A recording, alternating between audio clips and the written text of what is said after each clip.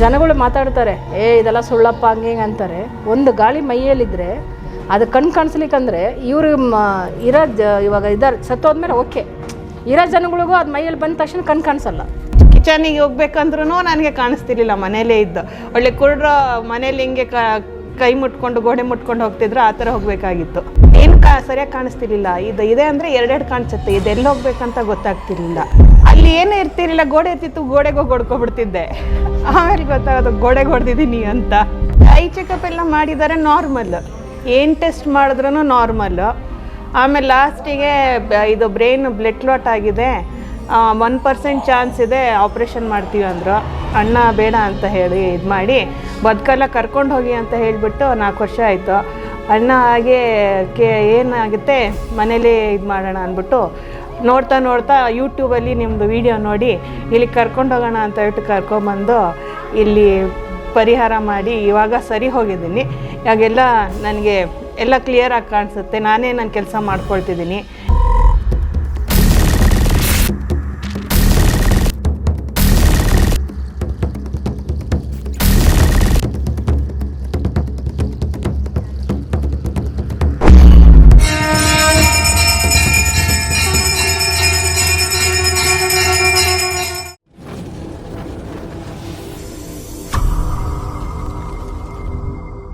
Sir, first ಇವ್ರು ಬಂದಾಗ ನಿಂತ್ಕೊಳ್ಳೋಕೆ ಆಗ್ತಿರಲಿಲ್ಲ, ತುಂಬ ಹಂಗೆ. ನಾನು ಸುಮ್ಮನೆ ಜನ ನೋಡ್ತಾ ಇದ್ದೆ. ಸ್ಟಾರ್ಟಿಂಗಲ್ಲಿ ಒಂದು 5 ತಿಂಗಳ ಹಿಂದೆ ನನ್ನ ಪಾಡಿಗೆ ನಾನು ಜನ ನೋಡ್ತಾ ಇದ್ದೆ. ಇದ್ದಕ್ಕಿದ್ದಂಗೆ ದಬ್ಬ ಅಂತ ಕೆಳಗಡೆ ಬಿದ್ದೋದ್ಲು. ಏನಕ್ಕೆ ನಾವು ಎತ್ತು ಕುಂದ್ರಿಸಿದ್ವಿ. ಅವಾಗ ನೋಡಿದ್ರೆ ಉಸಿರು ಮೇಲೆ ಎಳಿತಾ ಇತ್ತು ಹಿಂಗೆ. ನಮಗೇನೋ ಏನಾರು ಆಗ್ಬಿಡ್ತೋ ಭಯ ಬೇರೆ ಇತ್ತು. ಆಮೇಲೆ ನೋಡಿದಾಗ ಇಲ್ಲೇ ಒಳಗಡೆನೇ ಬಿದ್ದೋದ್ರು. ಆಮೇಲೆ ನಾನೇ ಇಲ್ಲಿ ಬಂದು ಕುಂದಿಸಿ ಕೈ ಕಾಲಲ್ಲ ಸರ್, ಕೈ ಕಾಲಿಲ್ಲ, ಕೈ ಇಲ್ಲ, ಹಿಂಗೆ ಹೋಗ್ಬಿಟ್ಟಿದೆ ಎಲ್ಲನೂ. ಹಿಂಗೆ ಫುಲ್ ಕೈ ಈ ಕಡೆ 2 ಕಾಲು 2 ಎಳ್ಕೊಂಬಿಟ್ಟಿದೆ. ನಮಗೆ ಇಲ್ಲಿ ಬಂದು ನಾನು ಅಲ್ಲಿ ಸರಿ ಮಾಡೋಕ್ಕಾಗಲಿಲ್ಲ. ಎತ್ಕೊಂಬಂದು ಇಲ್ಲಿ ಕುಂದ್ರಿಸಿ ಇಲ್ಲಿ ನಾನು ನೋಡಿದಾಗ ಗಾಳಿ ಇತ್ತು, 2 ಗಾಳಿ ಇತ್ತು. ನಾನು ಸರಿ ಆಯ್ತು ಅಂತ ಆವಾಗಲೇ ಅಲ್ಲಿ ಕುತ್ಕೊಳ್ಳೋಕ್ಕಾಗ್ತಾಯಿಲ್ಲ. ಹುಡುಗಿಗೆ ಏನು ನಾನು ಅಂತ ಜ್ಞಾನ ಇಲ್ಲ. ಹಿಂದೊಬ್ರು ಹಿಡ್ಕೋಬೇಕು, ಮುಂದೊಬ್ರು ಹಿಡ್ಕೋಬೇಕು, ಆ ಥರ ಇದ್ದಾಗ ಗಾಳಿ ತೆಗೆದಾದ್ಮೇಲೆ ಅವಾಗ ಅವಳಿಗೆ ಕೇಳಿದೆ ಏನಾಯ್ತಮ್ಮ ಅಂತ. ಇಲ್ಲ, ಒಂದು ಆಕ್ಸಿಡೆಂಟ್ ಆಯಿತು, ತುಂಬ ದೊಡ್ಡ ಆಕ್ಸಿಡೆಂಟು. ಅದರಲ್ಲಿ ನನಗೆ ಹಿಂಗೆ ಈ ಥರ ಆಗೋಯ್ತು, ಅದರಿಂದ ಆಗಿದೆ ಅಂತ ನಾನು ಅಂದ್ಕೊಂಡಿದ್ದೆ. ಅದರಿಂದ ಆಗಿಲ್ಲಮ್ಮ, ಅದರಿಂದ 2 ಗಾಳಿ ಬಂದಿದೆ ನಿನ್ನ ಮೈ ಮೇಲೆ, ಅದು ಬಂದು ಈ ಥರ ಎಲ್ಲ ಮಾಡ್ತಾಯಿದೆ ನಿನಗೆ ಅಂತಂದೆ. ಅಂದರೆ ಫಸ್ಟ್ ತಡೆಯಲ್ಲಿ ಅರ್ಧ ತೆಗೆದಿದ್ದೆ ಸರ್, ಪೂರ್ತಿ ತೆಗಿಯೋಕ್ಕಾಗಲಿ. ಯಾಕಂದರೆ ತುಂಬ ಸೀರಿಯಸ್ ಆಗಿದ್ಲು. ಹಾಸ್ಪಿಟ್ಲ್ ಸತಿ ಕೇಸ್ ಹಿಡಿಸಲ್ಲ, ಅಂಥ ಸೀರಿಯಸ್ ಕೇಸ್ ಇದು. ಇಲ್ಲಿ ನೋಡ್ಬಿಟ್ಟು ನನಗೆ ಭಯ ಆಯ್ತಾ, ಇದಂಗಪ್ಪ ಹಾಸ್ಪಿಟಲ್ ತೋರಿಸಿ ಅಂದೆ. ಎಲ್ಲ ತೋರಿಸಿ ಸಾಕಾಗಿ ಇಲ್ಲಿ ಬಂದಿದ್ದೀವಿ ಅಂತಂದರು. ಸರಿ ಆಯ್ತು ಅಂತ ನಾನು ಅವತ್ತು ಅರ್ಧ ತೆಗೆದು ಹೋಗ್ಬಿಟ್ಟು ಬನ್ನಿ ಅಂದೆ. ಮತ್ತು ನೆಕ್ಸ್ಟ್ ನಾನು 7 ಡೇಟಿಗೆ ಬಂದುಬಿಡ್ಬೇಕಂತ ಹೇಳಿದೆ. 7 ಡೇಟಿಗೆ ಬಂದಾಗ ಮತ್ತೆ ಕುಂದ್ರಕ್ಕಾಗ್ತಿರ್ಲಿಲ್ಲ ಹುಡುಗಿಗೆ. ಆಮೇಲೆ 2ನೇ ತಡೆಯಲ್ಲಿ ಪೂರ್ತಿ ತೆಗೆದ್ಮೇಲೆ ಎಲ್ಲನೂ ಸುಧಾರಿಸ್ಕೊಂಡು ಬಂದು ಆಮೇಲೆ 3ನೇ ತಡೆಗೆ ಫುಲ್ ಸುಧಾರಿಸ್ಕೊಂಡ್ಲು. ಆಮೇಲೆ ಎಲ್ಲ ಸುಧಾರಿಸ್ಕೊಂಡು ಮನೇಲಿ ಕೆಲ್ಸಕ್ಕೆ ಹೋಗೋಕ್ಕಾಗ್ತಿರ್ಲಿಲ್ಲ. ಕೆಲಸನ ಮನೇಲೇ ಇದ್ಬಿಡೋಳು. ಅಡುಗೆ ಮಾಡೋಕ್ಕಾಗ್ತಿರ್ಲಿಲ್ಲ, ಏನು ಮಾಡೋಕ್ಕಾಗ್ತಿರ್ಲಿಲ್ಲ. ಕೈ ಇಲ್ವಲ್ಲ ಸರ್ ಅಡುಗೆ ಮಾಡೋಕ್ಕೆ, ಹಂಗಾಗಿತ್ತು. ಕೈ ಹಿಂಗಿತ್ತು, ಅಡುಗೆ ಮಾಡೋಕ್ಕಾಗಲ್ಲ. ಎಲ್ಲ ಕೆಲಸ ಅವ್ರ ಅಣ್ಣ ಇದ್ದಾರೆ, ಅವ್ರು ಮಾಡಬೇಕಿತ್ತು. ಇವ್ರೇನು ಮಾಡೋಕ್ಕಾಗ್ತಿಲ್ಲ. ಮತ್ತು ಎಲ್ಲ ಅಡುಗೆ ಮಾಡಿ ನುಸೋದು ಮಾಡೋದು ಮಾಡ್ತಿದ್ರು. ಕೆಲ್ಸಕ್ಕೆ ಸ್ಟಾಪ್ ಆಗಿತ್ತು. ಹಾಗಾಗಿ ಮತ್ತು ನಾನು ನೋಡಿ ತೆಗೆದಾಗ 3ನೇ ತಡೆ ತೆಗೆದು ಆಮೇಲೆ ಕೆಲ್ಸಕ್ಕೆ ಹೋದರು. 3ನೇ ತಡೆಗೆ ಅವ್ರಿಗೆ ಬಸ್ಸಿಗೆ ಹೋಗಿ ಅವರೇ ಬರೋದು, ಕೆಲ್ಸಕ್ಕೆ ಹೋದರು. ಬಟ್ ಇದೆಲ್ಲಿ ಎಷ್ಟು ವರ್ಷದಿಂದ ಎಲ್ಲೆಲ್ಲ ಹೋಗಿದ್ದಾರೆ ಆಗಿಲ್ಲ. ಹಾಸ್ಪಿಟ್ಲ ಸತೆ ಸೆರೆ ಮಾಡೋಕ್ಕಾಗಲಿಲ್ಲ. ನನ್ನ ಹತ್ರ ಬಂದಾಗ ಚೆನ್ನಾಗಿ ಓಡಾಡಿ ಚೆನ್ನಾಗಿ ಮಾಡಿ ಅಡುಗೆನ ಇವಳೇ ಮಾಡ್ಕೊಂಡು ತಿಂತಾಯಿದ್ಲು. ಅವ್ರ ಅಣ್ಣನಿಗೆ ನೀನು ಮಾಡಬೇಡ ಅಂತೇಳಿ ನಾನೇ ಮಾಡಿ ಅವ್ರ ಕೆಲಸ ಎಲ್ಲ ಮಾಡ್ಕೊಂಡು ಎಲ್ಲ ಚೆನ್ನಾಗಿದ್ದು.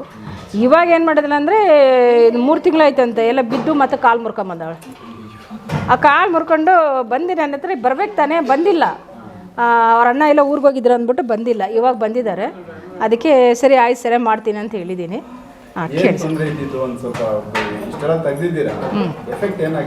ಸರ್, ಅದು ಆಕ್ಸಿಡೆಂಟ್ ಆಗೋ ಜಾಗದಲ್ಲಿ 2 ಗಾಳಿ ಒಳಗಡೆ ಬಂದುಬಿಟ್ಟಿದೆ. 2 ಗಂಡಸಿನ ಗಾಳಿ ಬಂದುಬಿಟ್ಟಿದೆ. 2 ಗಂಡಸಿನ ಗಾಳಿ ಬಂದು ಅವಳನ್ನ ತೊಗೊಂಡು ಹೋಗ್ಬೇಕು. ನೀನು ಬೇಕು ನಮಗೆ, ನಾವಿಬ್ಬರು ಗಂಡಸರಾಗಿದ್ದೀವಿ, ನೀನು ಹೆಂಗಸ್ ಬೇಕು ನನಗೆ, ನೀನು ಚೆನ್ನಾಗಿದೆಯಾ ಬೇಕು ನನಗೆ ಅಂತ ಬಂದು ಅವಳನ್ನ ಸಾಯೋ ಮೂಮೆಂಟ್ ಮಾಡಿಬಿಟ್ಟಿತ್ತು. ಹಂಗೆ ತೊಗೊಂಡೋಗಕ್ಕೆ ಬರೋದಿಲ್ಲ. ದೇವರು ಹಂಗೆ ತೊಗೊಂಡೋಗೋ ಶಕ್ತಿ ಅವ್ರಿಗೆ ಕೊಟ್ಟಿರಲ್ಲ. ಗಾಳಿಗಳಿಗೆ ಶಕ್ತಿ ಕೊಟ್ಟಿರಲ್ಲ. ಅವ್ರೇನು ಮಾಡ್ತಾರೆ, ಈ ಕಾಯಿಲೆ ಬರೆಸ್ತಾರೆ. ಕಾಯಿಲೆ ಬಂದು ಕೈ ಕಾಲು ಇಲ್ಲ ನನಗೆ, ಬೇರೆ ಏನೋ ಒಂದು ಕಾಯಿಲೆ ಬರ್ಸಿ ಲಾಸ್ಟ್ ಅವ್ರನ್ನ ಇವ್ರಿಗೇನು ಆಗಲ್ಲಪ್ಪ ಅನ್ನೋ ಟೈಮಲ್ಲಿ ತೆಗಿತಾರೆ ಹೊರ್ತು ಹಂಗೆ ತೆಗಿಯೋಕೆ ಅವ್ರಿಗೆ ದೇವ್ರು ಶಕ್ತಿ ಕೊಟ್ಟಿರಲ್ಲ. ಹಂಗೆ ಮಾಡಿ ತೊಗೊಂಡೋಗ್ಬೇಕಂತಲೇ ಅವ್ರು ಮಾಡಿದ್ದು. ಆವಾಗ ನಾನು ಗೊತ್ತಾಗಿ ನಾನು ತೆಗೆದ್ಬಿಟ್ನಲ್ಲ, ಎರಡನ್ನೂ ಓಡಿಸ್ಬಿಟ್ಟೆ. ಅವು ಹೋಗ್ಬೇಕಾದ್ರೆ ಏನು ರಪ್ಪಂಟ ಮಾಡಿಬಿಟ್ಟು ಅಂದರೆ ಕೆಳಗೆ ಬಿದ್ದು ಒದ್ದಾಡೋದು ಮಾಡೋದು, ಏನು ಬೈಯೋದು. ಅವ್ರ ಅಣ್ಣನ ಹಿಡ್ಕೊಂಡು ಸಿಕ್ಕಾಬಿಟ್ಟೆ ಬೈದಾಕ್ಬಿಟ್ರು. ಹಂಗೆ ನಮ್ಮ ಮನೆಯವರು ಸತಿ ಹಿಡ್ಕೊಂಡು ಸರ್ರ ಬೈದಾಕ್ಬಿಟ್ರು, ನೀನೇ ಅವ್ನು ನಾನು ಹೇಳೋಕ್ಕೆ ಮಾಡೋಕ್ಕೆ ಅಂತ. ಆಮೇಲೆ ನನಗೇನು ಬೈಲಿಲ್ಲ, ಆತ್ಮ ಅದು ನಾನು ಕಳಿಸ್ತಾ ಇದ್ದೀರಂತ ಆ ಥರ ಜಗಳ ಮಾಡಿಬಿಟ್ಟು ಆಮೇಲೆ ಬಿಡಲಿಲ್ಲ. ನಾನು ಹಿಡ್ದ ಕಳಿಸಿದ್ದೆ. ಅದೇ WWF ಆಯ್ತಲ್ಲ ಆ ಥರ ಎಲ್ಲ ಸರ್. ಏನು ಎಂತೆಂಥ ಮಾತುಗಳು. ಆಮೇಲೆ ಬಿಡಲಿಲ್ಲ, ನಾನು ಅವ್ರಿಗೆ ಅವಾಜ್ ಹಾಕಿ ಕಳಿಸಿದ್ದೆ. ಇವಾಗ ಚೆನ್ನಾಗಿದ್ದಲ್ಲ, ಎಷ್ಟು 3 ತಿಂಗಳು 4 ತಿಂಗಳು ಚೆನ್ನಾಗಿದ್ದಲ್ಲ, ಇವಾಗ ಮುರ್ಕೊಂಬಂದವಳೆ. ಅಯ್ಯೋ 2 ಗಾಳಿ ಅಲ್ವ, ಗಂಡಸನ ಗಾಳಿ, ಹೆಂಗಸಾದ್ರೂ ಮಾಡಬೇಕು. ನೀನು ಇರ್ತೀಯ, ನನ್ನ ಮಗನ ಸಾಯಿಸ್ತೀನಿ, ನಿನ್ನ ಬಿಡ್ಲಿಕ್ಕೆ ಸಾಯಿಸ್ತೀನಿ ಬಿಡ. ಅವ್ಳಿಗೆ ನೆನಪಿಲ್ಲ ಸರ್. ಯಾವನ ನೀನು, ಯಾವ ನನ್ನ ಮಗನೇ ಹಿಡಿಯೋದೆ ಬಿಡ, ಬಿಡ್ಲಿಕ್ಕಂತ ಸಾಯಿಸ್ತೀನಿ ನನ್ನ ಮಗನೇ ಬಿಡ. ನೀನು ಹೋಗೋ ರೋಡಲ್ಲಿ ಆಕ್ಸಿಡೆಂಟ್ ಮಾಡ್ತೀನಿ ನೋಡು, ನೀನು ಕಾರ್ ಓಡ್ಸೋಕ್ಕಾಗಲ್ಲ, ಹಂಗೆ ಮಾಡ್ತೀನಿ ನೋಡು ನಿನಗೆ ಅಂತ. ಅಯ್ಯೋ ರೌಡಿ ನಾವು ತೆಗಿಯೋಷ್ಟು ಸಾಕಾಯ್ತು ಅಂತಕ್ಕೆ. ಇದೇ ಇಲ್ಲ, ನನಗೆ ಮಾತ್ರ ಏನಿಲ್ಲ, ನನ್ನ ಮಾತ್ರ ಏನು ಮಾತ್ರ ಇವರು ಹಿಡ್ದವ್ರನ್ನೆಲ್ಲ ಬೈದಾಕ್ಬಿಟ್ಲು. ಮಿಲ್ಟ್ರಿ ಮ್ಯಾನ್ ಅಂತ ಒಂದೇ ಹೇಳಿದ್ದು ಅಷ್ಟೇ. ಮಿಲ್ಟ್ರಿ ಮ್ಯಾನ್ ಸರ್ ನೆನಪಿಲ್ಲ ನೋಡಿ, ಅದು ಅವ್ನು ಹೇಳ್ದ. ನಾನು ಅವಾಗ ನೋಡಿ ಹೇಳಿದ್ದೆ, ನೆನಪಿಲ್ಲ. ಅಣ್ಣ ಹೇಳ್ದ ಮಿಲ್ಟ್ರಿ ಮ್ಯಾನ್ ಮಿಲ್ಟ್ರಿ ಥರ ಆಡ್ದ, ಮಿಲ್ಟ್ರಿ ಆತ್ಮ ಅಂತ ಹೇಳಿದ್ದೆ. ಆ ಮಿಲ್ಟ್ರಿದವ್ರು ಗೊತ್ತಲ್ಲ, ಗನ್ ಹಿಡ್ಕೊಂಡು ಟಕ ಟಕ ಟಕ ಮಾಡೋರು. ಅದೊಂದು ಹೇಳೋದು ಅಷ್ಟೇ. ಮಿಲ್ಟ್ರಿ ಮ್ಯಾನ್ ಇಟ್ಕೊಂಡ್ ಬಂದಿದೆ ಜೊತೆಗೆ ಮಾತಾಡಿ. ಯಾವ ಥರ ನಿಮ್ಗೆ ಎಫೆಕ್ಟು, ನಿಮ್ಮ ಜೀವನಕ್ಕೆ ಏನು ತೊಂದರೆಗಳಾಗೈತೆ, ಮತ್ತು ಇವಾಗ ಇಲ್ಲಿಗೆ ಬಂದ ಮೇಲೆ ನಿಮಗೆ ಏನು ಚೇಂಜಸ್ ಆಗೈತೆ? ನಮಸ್ತೆ. ನನಗೆ 9 ಇಯರ್ಸ್ ಬ್ಯಾಕ್ ಆಕ್ಸಿಡೆಂಟ್ ಆಯಿತು. ಅದಾದಮೇಲೆ ಏನು ಬ್ಲೀಡಿಂಗ್ ಆಗಲಿಲ್ಲ, ಏನಿಲ್ಲ. ಆದರೆ ಬಾಡಿನಲ್ಲಿ ಮಾಂಸ ಎಲ್ಲ ಕಿತ್ತೋಗಿತ್ತು. ಡಾಕ್ಟ್ರುಗಳು ಇದಕ್ಕೆ ಟ್ರೀಟ್ಮೆಂಟ್ ಇಲ್ಲ, ಹಾಗೆ ರೆಸ್ಟ್ ಮಾಡಿ ಸರಿ ಹೋಗುತ್ತೆ ಅಂತ ಹೇಳಿದ್ರು. ಅದು ರೆಸ್ಟ್ ಮಾಡಿ ಆದಮೇಲೂ ಬೆನ್ನು ಮೂಳೆ ಮುರಿದಾಗಿ 9 ತಿಂಗಳು ಬೆಡ್ ರಿಡನ್ ಆಗಿದ್ದೆ. ಅದೆಲ್ಲ ರಿಕವರ್ ಆಯಿತು. ಆದ್ರೂ ಪೇಯ್ನ್ ಇರ್ತಿತ್ತು, ನಡೆಯೋಕ್ಕಾಗಲ್ಲ. ಆಮೇಲೆ ಕಣ್ಣು ಕಾಣಿಸ್ತಿರ್ಲಿಲ್ಲ, ತಲೆ ಸುತ್ತುತ್ತಿತ್ತು. ನಾನು ಓನಾಗಿ ಎಲ್ಲೂ ನಡೆಯೋಕ್ಕಾಗ್ತಿರ್ಲಿಲ್ಲ, ಮನೇಲೇ ಇರೋದು. ನಾನು ಹೋಗ್ಬೇಕಂದ್ರೆ 2 ಕಾಣಿಸ್ತಿತ್ತು, ಏನು ಸರಿಯಾಗಿ ಕಾಣಿಸ್ತಿರ್ಲಿಲ್ಲ. ಇದೆ ಅಂದರೆ 2 ಕಾಣಿಸುತ್ತೆ, ಇದೆಲ್ಲ ಹೋಗ್ಬೇಕಂತ ಗೊತ್ತಾಗ್ತಿರ್ಲಿಲ್ಲ. 2 ಕಾಣಿಸೋದು. ಕೆಲವೊಂದು ಸತಿ ಹೋಗಿ ಕೆಲವೊಂದು ಸತಿ ನನಗೆ ಇಲ್ಲಿದೆ ಅನಿಸುತ್ತೆ, ಅಲ್ಲಿ ಏನೂ ಇರ್ತಿರ್ಲಿಲ್ಲ, ಗೋಡೆ ಇರ್ತಿತ್ತು, ಗೋಡೆಗೆ ಹೋಗಿ ಹೊಡ್ಕೊಬಿಡ್ತಿದ್ದೆ. ಆಮೇಲೆ ಗೊತ್ತಾಗೋದು ಗೋಡೆಗೆ ಹೊಡೆದಿದ್ದೀನಿ ಅಂತ. ಇಲ್ಲ, ಡಾಕ್ಟ್ರು ಐ ಚೆಕಪ್ ಎಲ್ಲ ಮಾಡಿದ್ದಾರೆ, ನಾರ್ಮಲ್. ಏನು ಟೆಸ್ಟ್ ಮಾಡಿದ್ರೂ ನಾರ್ಮಲ್ಲು. ಆಮೇಲೆ ಲಾಸ್ಟಿಗೆ ಇದು ಬ್ರೈನ್ ಬ್ಲಡ್ ಕ್ಲಾಟ್ ಆಗಿದೆ, 1% ಚಾನ್ಸ್ ಇದೆ, ಆಪ್ರೇಷನ್ ಮಾಡ್ತೀವಿ ಅಂದರು. ಅಣ್ಣ ಬೇಡ ಅಂತ ಹೇಳಿ ಇದು ಮಾಡಿ ಬದುಕೆಲ್ಲ ಕರ್ಕೊಂಡು ಹೋಗಿ ಅಂತ ಹೇಳಿಬಿಟ್ಟು 4 ವರ್ಷ ಆಯಿತು. ಅಣ್ಣ ಹಾಗೆ ಏನಾಗುತ್ತೆ ಮನೇಲಿ ಇದು ಮಾಡೋಣ ಅಂದ್ಬಿಟ್ಟು ನೋಡ್ತಾ ಯೂಟ್ಯೂಬಲ್ಲಿ ನಿಮ್ಮದು ವೀಡಿಯೋ ನೋಡಿ ಇಲ್ಲಿಗೆ ಕರ್ಕೊಂಡು ಹೋಗೋಣ ಅಂತ ಹೇಳ್ಬಿಟ್ಟು ಕರ್ಕೊಂಬಂದು ಇಲ್ಲಿ ಪರಿಹಾರ ಮಾಡಿ ಇವಾಗ ಸರಿ ಹೋಗಿದ್ದೀನಿ. ಇವಾಗೆಲ್ಲ ನನಗೆ ಎಲ್ಲ ಕ್ಲಿಯರಾಗಿ ಕಾಣಿಸುತ್ತೆ. ನಾನೇ ನನ್ನ ಕೆಲಸ ಮಾಡ್ಕೊಳ್ತಿದ್ದೀನಿ. ತುಂಬ ಡಿಪೆಂಡೆಂಟ್ ಆಗಿಬಿಟ್ಟು ತುಂಬ ಕಷ್ಟ ಆಗ್ತಿತ್ತು. ಇಂಡಿಪೆಂಡೆನ್ಸ್ ಅಂದರೆ ಏನು ನಾನು ಅದು ಮರ್ತೋಗಿದ್ದೆ 9 ವರ್ಷದಿಂದ. ಬೇಕೇ ಬೇಕು, ಬೇಕೇ ಬೇಕಿತ್ತು. ನಾನು ಕಾಣಿಸಿದ್ರೆ ತಾನೇ ನಾನು ಆಚೆ ಹೋಗೋದು. ನಾನು ಆಚೆ ಹೋಗಬೇಕು, ಕಿಚನಿಗೆ ಹೋಗ್ಬೇಕಂದ್ರೂ ನನಗೆ ಕಾಣಿಸ್ತಿರ್ಲಿಲ್ಲ, ಮನೇಲೇ ಇದ್ದು. ಒಳ್ಳೆ ಕುರುಡ್ರ ಮನೇಲಿ ಹಿಂಗೆ ಕೈ ಮುಟ್ಕೊಂಡು ಗೋಡೆ ಮುಟ್ಕೊಂಡು ಹೋಗ್ತಿದ್ರು, ಆ ಥರ ಹೋಗ್ಬೇಕಾಗಿತ್ತು. ಡಬಲ್ ಇಲ್ಲಾಂದರೆ ಮಂಜ್ಕ ಆಗ್ತಿತ್ತು, ತಲೆ ಸುತ್ತುತ್ತಿತ್ತು. ತಲೆ ಇದು ಮಾಮೂಲಿ ಕರೆಕ್ಟಾಗಿ ವಾಕ್ ಮಾಡ್ತೀಯಲ್ಲ, ತಲೆ ಸುತ್ತುತ್ತಲ್ಲ, ಆ ಥರ ಸುತ್ತದು ಪೂರ್ತಿ. ಹೌದು ಆರಾಮಾಗಿದ್ದೆ. ಬಿಫೋರ್ ಎಲ್ಲ ಆರಾಮಾಗಿದ್ದೆ. ಹೌದು. ಆಮೇಲಿಂದ ಇಲ್ಲಿ ವಿಡಿಯೋ ನೋಡಾದ್ಮೇಲೆ ಇಲ್ಲಿಂದ ಬಂದು ಪರಿಹಾರ ಆಗಿದೆ. ಇವಾಗ ಎಲ್ಲ ಕ್ಲಿಯರಾಗಿ ಕಾಣಿಸ್ತಿದೆ, ಎಲ್ಲ ಆರಾಮಾಗಿ ನನ್ನ ಕೆಲಸ ನಾನು ಮಾಡ್ಕೊಳ್ತಿದ್ದೇನೆ. ಇವಾಗ ಮಾಡ್ಕೊಳ್ತಿದ್ದೇನೆ. ಅದಕ್ಕೆ ಥ್ಯಾಂಕ್ಸ್ ಹೇಳ್ತೇನೆ ಯೂಟ್ಯೂಬ್ ಅವರಿಗೆ. ಸೊ ಇವಾಗ ಇದು ಕ್ಲಿಯರ್ ಕಂಪ್ಲೀಟ್ ಆಯ್ತಲ್ಲ ಮೇಡಮ್? ಹಾಂ ಸರ್, ಅವತ್ತೇ ಆಯಿತು. 3 ತಿಂಗಳಿಂದ ಬಂದಿಲ್ಲ. ಅವತ್ತೇ ನಾನು 3 ತಡೆಯಲ್ಲಿ ಸೆರೆ ಮಾಡಿ ಕಳಿಸ್ಬಿಟ್ಟೆ. ಆದರೆ ಇವಾಗ ಸ್ವಲ್ಪ ಏಟ್ ಮಾಡ್ಕೊಂಡು ಬಂದಿದ್ದಾರೆ, ಅದಕ್ಕೆ ಬಂದಿದ್ದಾರೆ. ಇವಾಗ ಸೆರೆ ಮಾಡಿ ಕಳಿಸ್ತೀನಿ ಸರ್. ಓಕೆ, ಅಂದರೆ ಈಗ ಮೈಯಲ್ಲಿ ಆತ್ಮ ಇದ್ರೆ ಅದು ಕಾಣಿಸ್ದೇ ಇರೋ ಥರ ಹೆಂಗೆ ಮಾಡಿ? ಹಾಂ ಸರ್, ಬಂದು ಅದು 2 ಇದ್ದಾವೆ. ಒಂದಾದ್ರೆ ಪರವಾಗಿಲ್ಲ, ಒಂದು ಕಣ್ಣು ಕಾಣಿಸಲ್ಲ ಅನಿಸುತ್ತೆ. ಅದು ಬಿದ್ದಾಗ ಆಕ್ಸಿಡೆಂಟ್ ಆದಾಗ ಅದು ಕಣ್ಣು ಏನೋ ಆಗಿರ್ತೈತಿ, ಅದು ಕಣ್ಣು ಕಾಣಿಸಿರಲ್ಲ. ಹಾಗಾಗಿ ಇವ್ರ ಮೈ ಮೇಲೆ ಬಂದ ತಕ್ಷಣ ಅದು ಕಣ್ಣು ಕಾಣಿಸಲ್ಲ. ಇವ್ರದೆಲ್ಲ ಇವ್ರು ನುಂಗ್ಬಿಟ್ಟಿರ್ತಾರಲ್ವ ಅವರು, ಹಂಗಾಗಿ ಕಾಣಿಸೋದಿಲ್ಲ.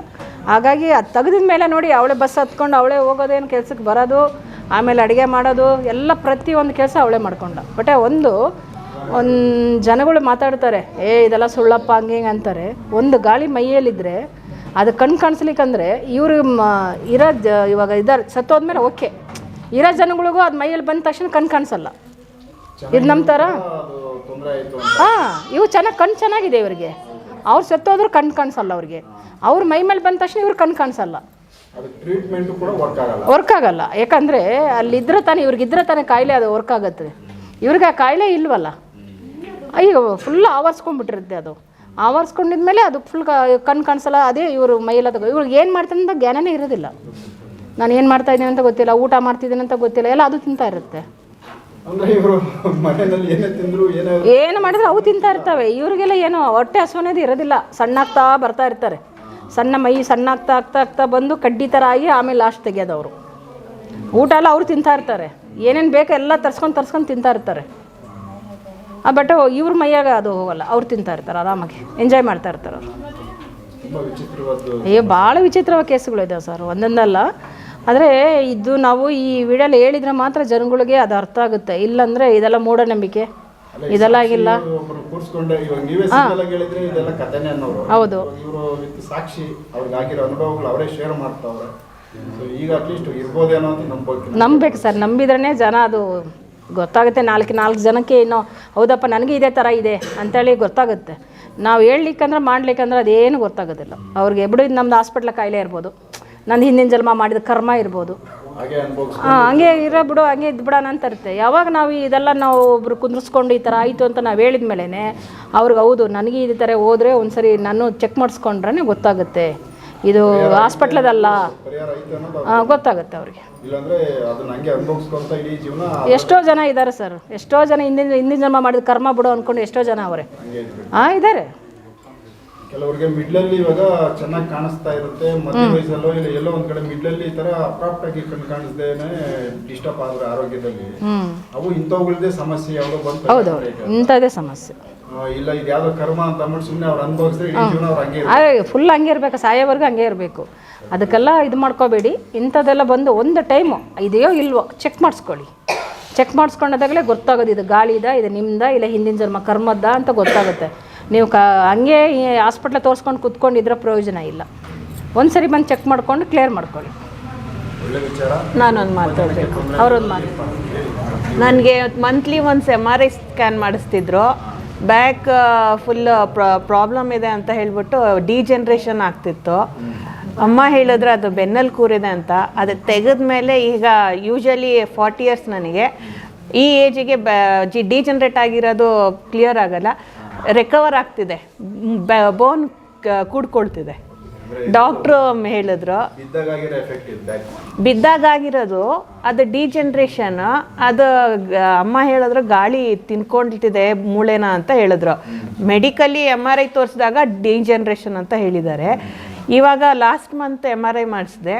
ಅದು ಮೊದಲು ಏನಿತ್ತು ಅದಕ್ಕಿಂತ ರಿಕವರ್ ಆಗಿ ಕಾಣಿಸ್ತಿದೆ, ಮೂಳೆ ಕೂಡ್ಕೊಳ್ತಿದೆ ಆ ಏರಿಯಾದಲ್ಲಿ.